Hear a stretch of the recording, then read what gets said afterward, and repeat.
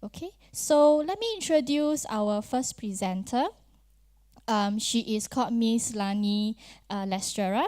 She is a student of Mr. Akira Uno. Mr. Akira Uno is a lecturer of the College of Human Sciences at the University of Tsukuba, Japan.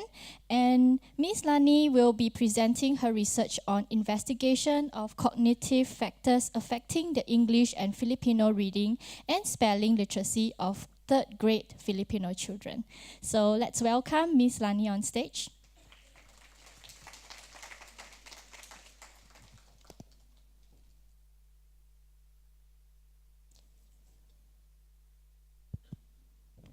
So, good day, everyone. Thank you for introducing me. So, here is the title of the study that I'm going to introduce to you today. It's a bit long, but our study is quite simple. So, first off, let me bring you to the topic of reading and spelling. So, when I said in my title about reading literacy of the Filipino students, I was referring to reading, as in reading aloud, and spelling, trying to spell the letters of each word. And furthermore, since there have been a lot of researches regarding reading and spelling, there have been many factors that are considered to be very important, or factors that, say, predict the ability to read and spell. And for the English language, the two core factors that are usually referred to as the important factors in reading and spelling are phonological awareness and automatization. So, phonological awareness referring to the ability to reflect on and manipulate sounds, while the automatization would refer to their fluency in mentioning or reading a list of items or digits. However, we cannot say that this finding or this fact for English can be readily generalized to other languages. For example, for the Chinese language, there are researches that saying visual cognition may play a bigger role than these two factors. And as for Korean language, in addition to phonological awareness and automatization, vocabulary may also play a significant role when it comes to reading and spelling. But what about the Filipino language? But before that, let me tell you, where does Filipino come from?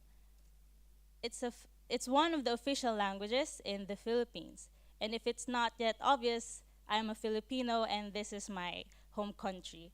So Philippines is in Southeast Asia and it's quite near Singapore. So our country has two official languages, Filipino and English. Filipino refers to the many languages all over our country. But in this study, we decided to focus on one of the usually spoken language all over the country, which is Tagalog. So all of the Filipinos know this language since it's also the language usually used in media, but is mainly spoken in Manila.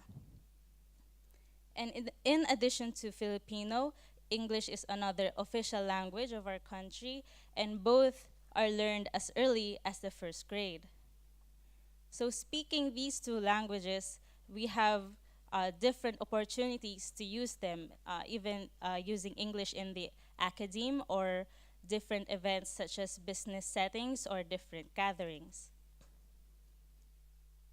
So, to give you a more background about these two languages, so they're the same in which they use the English alphabet. So, these are the ABCs.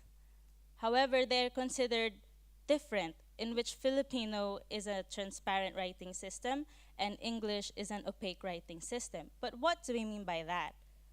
For transparent writing systems, it means that the letters and sounds has almost one-to-one correspondence or relationship. In contrast with opaque writing systems, they have many sound interpretations and vice versa.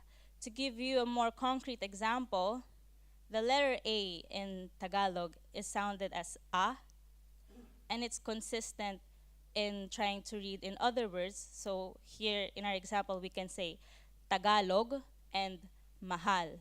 So the A sound is quite consistent. But for the English language, the letter A can be different depending on the words it is in. So for example, the A in cat and apple is different from A in army and car, and also different for aim and late. So this is just one of the examples of how English is considered an opaque language and how it is also different from the Filipino language. So knowing these, in our study, we decided to have an investigation of which of these cognitive factors, as displayed over there, would have an effect or could be a significant role in reading and spelling for the Filipino and English-speaking children in the Philippines. So we have gathered 102 Filipino English bilingual children in Manila. So let me give a brief description for each tasks we gave them. So for intelligence, we gave them a raven-colored progressive matrices test for nonverbal intelligence test. So in this picture, they have to choose the correct option that would complete the image. So for this example, they should choose the number 4. And then next for visual cognition, we had Ray Osterrieth complex figure test, in which they have to first copy the image while looking at this figure, and then copy the image again without looking at the figure. And then after a 30-minute delay, they would have to draw the image again, but with no copy of the figure. Then next we have the receptive vocabulary test. So we had 2 tests for this, one in English and one in Filipino. So we would tell the participants a word, and then they would have to choose which picture refers to the word. For example, if we said tennis, they should choose 2, or if we said baseball, they should choose 4. And then for the rapid automatized naming task, we had this example for the children to read as fast as they can. So it's a mix of digits and pictures. And then for phonological awareness task, we divided them into 2, one for verbal short-term memory and one for phoneme awareness. So we had non-word repetition task. So they have to just repeat the word, a non-word that we're going to say. And then for the phoneme awareness task, they had phoneme deletion. So first they would have to say the word, and then they have to omit the sound. For example, D. So they would have to say foo. So using these tasks, we use their scores as independent variables. And then our dependent variables would be the reading and spelling scores of the children. So we had Filipino reading and spelling, and we also had English reading and spelling. So for Filipino reading, we had both non-word and word reading and paragraph reading. But for English reading, we had non-word reading, and then we also separated regular and irregular words. So it's just not a single word reading. So with that, let me first show you the findings that we had. First off with Filipino reading and spelling. So among these factors, what did we find that had a significant role in Filipino reading and spelling? So first off is non-word reading. The 2 factors that we found that were significant were phoneme awareness and automatization. It was also the same for word reading and also for paragraph reading fluency. However, there was an additional factor, which was receptive vocabulary. So we also tried to test for spelling, and it was found that phoneme awareness was a significant contributor. And in addition to that, if we added word reading as an independent variable, it was found also to be a significant predictor. And also additional information, what we used as analysis for our data, we used multiple regression analysis.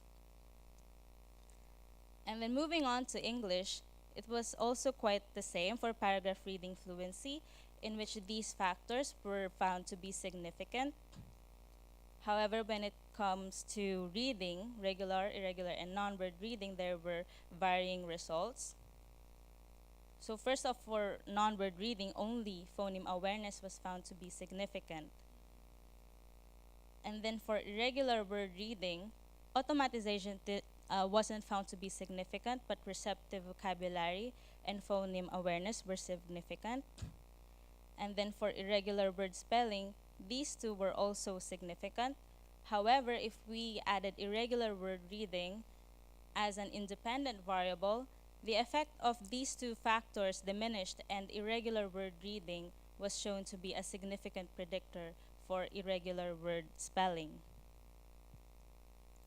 And then moving on to regular word reading, again, this is for English, we found that there were four factors that were considered to be significant in predicting regular word reading.